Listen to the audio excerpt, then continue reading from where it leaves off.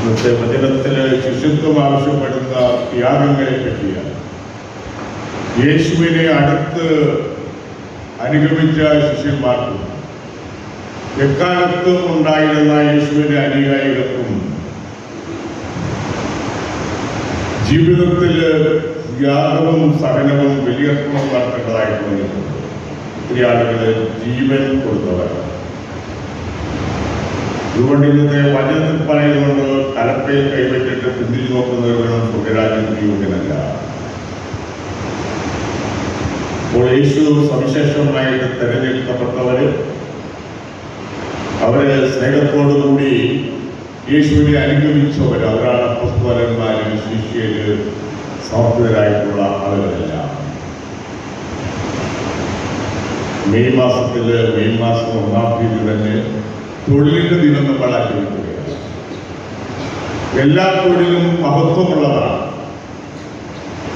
അധ്വാനത്തിൽ ജീവിക്കാനായിട്ട് പറ്റുകയുള്ളൂ. ദൈവം മനോഹരമായിട്ട് പ്രപഞ്ചത്തെ സൃഷ്ടിച്ചു. സൃഷ്ടികർമ്മ കഴിഞ്ഞിട്ട് ദൈവം പറയുകയാണ് എല്ലാം മനോഹരമായി, സൃഷ്ടിച്ചതെല്ലാം നല്ലതാണ്. ഈ തൊഴിലെന്ന് പറഞ്ഞു കഴിഞ്ഞാൽ ദൈവം സൃഷ്ടിച്ച ഈ പ്രപഞ്ചത്തിലെ ഈ ഭൂമിയില് തൊഴിൽ ചെയ്തുകൊണ്ട് മനുഷ്യന്റെ ജീവിതം പ്രകൃതിയുടെ സന്തുലാവസ്ഥ നഷ്ടപ്പെടാതെ മനുഷ്യന്റെ ജീവിതത്തിന് വേണ്ടി താമസത്തിന് വേണ്ടി എല്ലാം ക്രമീകരിക്കുക എന്നുള്ളതാണ്. തൊഴിൽ പല വിധത്തിലുള്ള അടിസ്ഥാനപരമായ തൊഴിലാണ്. കൃഷി എന്ന് പറയുന്നത് കൂടുതൽ ആളുകൾ കൃഷിക്കാരാണ്. അതുപോലെ ഔസേപ്പ് തൊഴിലാളികളുടെ മധ്യസ്ഥനാണ്. അച്ഛന്റെ പണിയെടുത്തുകൊണ്ടാണ് തിരുക്കുടുംബത്തെ കാത്തു പരിപാലിച്ചത്. ഇന്നും വിവിധ പണികൾ ചെയ്യുന്നതുകൊണ്ടാണ് ആളുകൾ ജീവിക്കുന്നത്. എഞ്ചിനീയറിംഗ് കൊണ്ട് അച്ഛന്റെ പണി പോലെയുള്ള പണികളാണ് എഞ്ചിനീയറിംഗ്. വീടുകൾ പണിയുന്നു, വെള്ളം നിർമ്മിക്കുന്നു, പാലങ്ങൾ നിർമ്മിക്കുന്നു, റോഡുകൾ നിർമ്മിക്കുന്നു, ഇതെല്ലാം തൊഴിലാണ്. ഇന്ന് മെക്കനൈസേഷൻ വന്നതിന് ശേഷം ഒത്തിരി പണികൾ യന്ത്രങ്ങൾ വഴിയായിട്ട് നടക്കും. യന്ത്രമനുഷ്യനെയൊക്കെ സൃഷ്ടിച്ചിട്ടുണ്ട്. മനുഷ്യൻ ചെയ്യുന്ന പലപണികൾ യന്ത്രമനുഷ്യനും ചെയ്യും. അത്രമാത്രം സാങ്കേതികമായിട്ട് പുരോഗതിയുടെ മുന്നേറുന്ന ഒരു കാലഘട്ടത്തിലാണ് നമ്മൾ ജീവിക്കുന്നത്. എങ്കിലും എല്ലാവർക്കും അവരുടെ മാറി വരുന്ന സാഹചര്യങ്ങൾ അനുസരിച്ചാണെങ്കിലും തൊഴിൽ ചെയ്യണം, ജോലി ചെയ്യണം, കൃഷി ചെയ്യണം. അതിന് കൃഷി ചെയ്യാനായിട്ടും വളയിടാനും കൊയ്യാനും ഒക്കെ യന്ത്രങ്ങളുണ്ട്. എന്നാലും മനുഷ്യന്റെ ഭാഗത്തുനിന്നുള്ളതാണ്. അപ്പോൾ അധ്വാനത്തിന്റെ ഒരു ജീവിതശൈലി ചെറുപ്പം മുതലേ നമ്മളിൽ ഉണ്ടാകണം. ഇത് പ്രധാനപ്പെട്ടതാണ്. അധ്വാനം അതൊരു കുഴപ്പമായിട്ട് കിടക്കാൻ, ഒരു ജീവിത ഭാരമായിട്ട് കണക്കാക്കാതെ അധ്വാനിക്കുന്നതിലും പണിയെടുക്കുന്നതിലും പഠിക്കുന്നതിലും ജോലി ചെയ്യുന്നതിലും തൊഴിൽ ചെയ്യുന്നതിലും ഒക്കെ ആത്മാർപ്പണം ചെയ്യുന്നുണ്ട്. അങ്ങനെ ജീവിതത്തിൽ മുന്നേറുന്നവരാണ്, അവരാണ് വിലയും നിലയുമുള്ളവര്, അവരാണ് സമൂഹത്തെ നിയന്ത്രിക്കുന്നത്.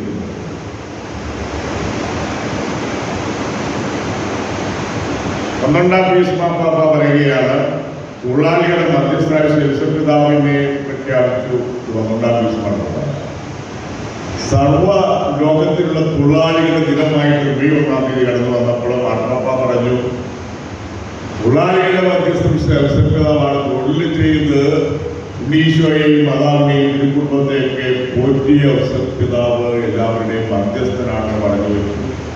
എല്ലാ തൊഴിലും മാന്യതയുള്ളതാണ്. അവർ പറയുന്നത് ദൈവം പണിയെടുക്കുന്നവരുടെ കൂടെയാണ്, ഇളയ്ക്കുന്നവരോട് കൂടിയാണ്, വഴി നിർമ്മിക്കുന്നവരോട് കൂടിയാണ്, അധ്വാനിക്കുന്നവരോട് കൂടിയാണ്, പാറ പൊട്ടിക്കുന്നവരോട് കൂടിയാണ്. ഇന്ന് സാങ്കേതികതയൊക്കെ ഉണ്ടെങ്കിലും പണിയെടുക്കുന്നതിന് കൂടി ദൈവിക സാന്നിധ്യം ഉണ്ട് എന്നാണ് കവിതയിലൂടെ ടാഗോർ പറഞ്ഞു വയ്ക്കുന്നത്. 12-ാം പീസ് മാർപ്പാപ്പ പറയുകയാണ്, ലോകരക്ഷകനായ ഈശോയുടെ ഹൃദയത്തിൽ, ആ ഈശോയുടെ ഹൃദയത്തിൽ നിന്നും പരിശുദ്ധാത്മാവ് നിങ്ങളിലും എല്ലാവരിലും ചിന്തപ്പെടുന്നു. ഈശോയുടെ ഹൃദയത്തിൽ നിന്നും പരിശുദ്ധാത്മാവ് നിങ്ങളിലും എല്ലാവരിലും ചിന്തപ്പെടുന്നു എന്ന് ആണ് മാർപ്പാപ്പ പറഞ്ഞിരിക്കുന്നത്. ഈശോയുടെ വാർത്തതാവശ്യത്തെ യൂസഫിനെ പോലെ വേറൊരു തൊഴിലാളിയും പരിശുദ്ധാത്മാവ് ഇത്ര അഗാധമായി പ്രവേശിച്ചിട്ടില്ല. വേറെ തൊഴിലാളികൾ യൂസഫിനെ പോലെ വേറെ തൊഴിലാളികളിലും പരിശുദ്ധാത്മാവ് നിറഞ്ഞ് ദൈവകൃപയിൽ പ്രവർത്തിച്ചിട്ടില്ല എന്നാണ് മാർപ്പാപ്പ പറയുന്നത്. വിശുദ്ധ യൂസഫിതാവ് തൊഴിലിലും കുടുംബജീവിതത്തിലും ഈശോയുടെ കൂടെ ജീവിച്ചു. ഈശോയുടെ ജീവിതത്തെ പറ്റി ബൈബിളിൽ പറയുന്നതാണ്. ഈശോ അവർക്ക് കീഴ്വഴങ്ങി ജീവിച്ചെന്നാണ്. അവൻ അവർക്ക് കീഴ്വഴങ്ങി ജീവിച്ചു. വളർന്നു വരുന്ന യുവതലമുറ മാതാപിതാക്കളോട് ചേർന്ന് ആലോചന നടത്തി ആ കൂട്ടായ്മയിൽ വളർന്നു വരേണ്ട അവരുടെ ദൗത്യവും കടമയുമാണ്. മാതാപിതാക്കള് കുട്ടികളെ പ്രകോപിപ്പിക്കാതെ സ്നേഹത്തിലും കൂട്ടായ്മയോടും ചേർത്ത് നിർത്തി കുടുംബത്തിലെ അധ്വാനത്തിലും തൊഴിലും പഠനത്തിലൊക്കെ ഉൾച്ചേർന്നവരെ വളർത്തിക്കൊണ്ടുവരേണ്ടതാണ്. ഇത് മാതാപിതാക്കളുടെ ചുമതലയാണ്. ഒറ്റ കൂട്ടായ്മയെ കൊണ്ടുപോവുകയാണ്.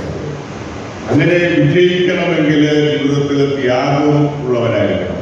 ജീവിതത്തെ നിയന്ത്രിക്കണം. തെറ്റായുള്ള ജീവിതശൈലിയിൽ നിന്നും മാറി നിന്നുകൊണ്ട് മദ്യത്തിന്റെയും മയക്കുമരുന്നിന്റെയും ഒക്കെ തെറ്റായ ശീലങ്ങളിൽ നിന്നും മാറി നിന്നുകൊണ്ട് കുടുംബത്തിന് വേണ്ടി അധ്വാനിക്കുന്നവരും മക്കളെ സ്നേഹിക്കുന്നവരും ഒക്കെ ആണെങ്കിൽ മക്കളെ സ്നേഹിക്കും. കുടുംബത്തിലെ സ്നേഹത്തിന്റെ അന്തരീക്ഷം പടുത്തുയർത്താനായിട്ട് മാതാപിതാക്കൾക്ക് പ്രത്യേകമായിട്ടുള്ള കടമയും ദൗത്യവും ഉണ്ട്. ഇതിന് പോരായ്മ വരാതെ നോക്കേണ്ടത് ദമ്പതിമാരാണ്. അത് യുദ്ധകാലം കൊണ്ട് ശ്രദ്ധിക്കേണ്ടതാണ്.